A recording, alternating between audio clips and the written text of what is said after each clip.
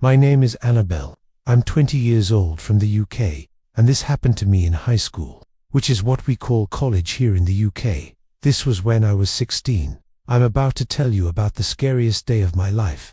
Sounds dramatic, I know, but you'll see why. So, for context, my school had these lanyards with ID cards on them, and although anyone can walk into the building, you can only go beyond the foyer if you scan one of these IDs on a screen, which opens the door into the school.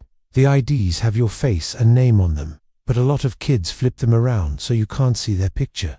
You also need this to open up pretty much every door in the school, other than for classrooms. Also, this was a fairly newly built school. It was really small, but looked bigger because the building was pretty large.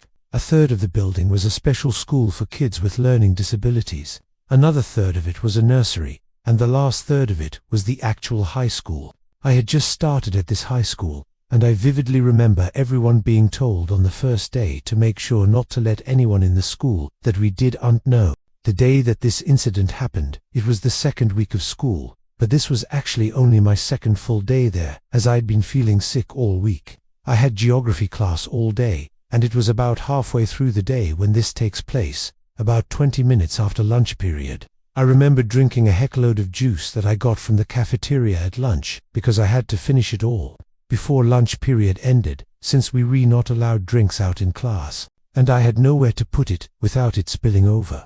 So, 20 minutes later, and yeah, I really needed to use the bathroom. I asked my teacher if I could go quickly, and we were not usually allowed to go to the bathroom during class anyway, so he was pretty annoyed about this, since we only just had break, but he could see I really needed to go, so he reluctantly agreed. This is significant because at this point, nobody else would really be walking around the school. I never even really saw teachers walking around often during class hours. I left the class and let myself through a set of double doors into the cafeteria. And keep in mind, there was nobody in there at this point. I carried on walking into another large room with a second set of classrooms, used the bathroom, and let myself back into the cafeteria again to head back to my classroom. When I let myself back through the doors to the cafeteria though, there was a man sitting at one of the tables. It wasn't weird for someone to be in there. Like I said, people aren't usually walking around during class hours, but they still do. I mean, I was too at that time. I didn't know who it was that was sitting there. He was too old to be a student, so I assumed it was either a teacher or a parent, and I just continued walking. But then he said, "Hey," and I let out a squeal because I'm quite a nervous, jumpy person anyway, and I wasn't expecting him to speak to me. I was pretty embarrassed, but he laughed and said, "Sorry, didn't mean to scare you." This is when I realized he actually had a lanyard on. So, at this point, I was assuming he was a teacher. What I realized though, when I look back on this, is that even though he had his lanyard on with the id part was flipped over, so that the side with your face and name on it was facing the back side of the card holder that S attached to the lanyard. Like I said earlier, kids would do that all the time at the school. The scanner would still work, so it wasn't a big deal, but definitely weird for a teacher to do. I didn't really pay attention to this detail at the time though. I need some help getting some work things out of my car. "Do you mind coming out with me for just a sec?" he asked me. I didn't hesitate to reply with, "Yeah, of course," because again, I just assumed this was a teacher.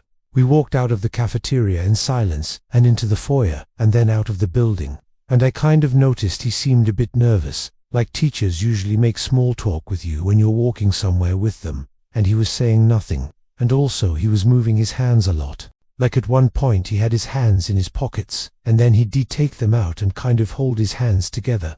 I'm really shy and not too good in social situations, so I didn't make any attempts at small talk either. With the layout of the front of the school after we left the building, you've got about 50 or so meters, which is about 55 wide, to the car park, which you couldn't see until you right next to it, because there's a bunch of bushes which obscure it. If you walk straight on without turning into the car park, you'll be off the school property. So, we were walking to the car park in silence, and then he suddenly says, "Yeah, my work stuff is in the boot." That's what we call the trunk of a car in the UK. He said, "I have a few bags, so I just need you to help me carry a couple into the school." I said, "Yeah, that's fine." We got to the car park and he said, "My car is the blue one down at the end," and as we got a few meters from it, I could kind of see something in the back seat. and as we were getting closer to it, I realized there were at least 2 men hiding in the back seat. I froze, and instead of running away, I blanked, and I guess they saw that I could see them because the back door swung open, and all of a sudden, there was a man scrambling out of the car, and the man who I thought was a teacher grabbed my arm as I turned to run back to the school.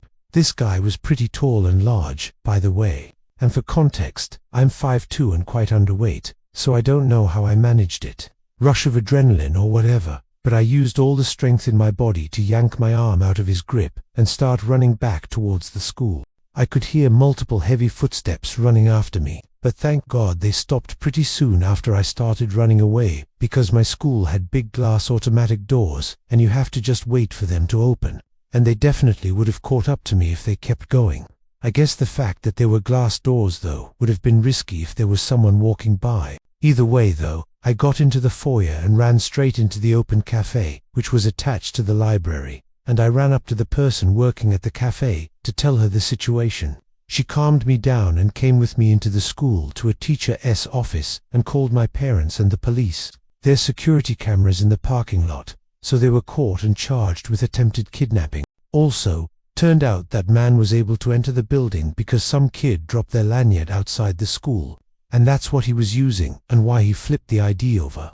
I didn't go back to school for a couple of weeks, and I am still having therapy for this experience, but I felt writing this whole thing down and sharing my story would help me process things. This remains the scariest experience of my life.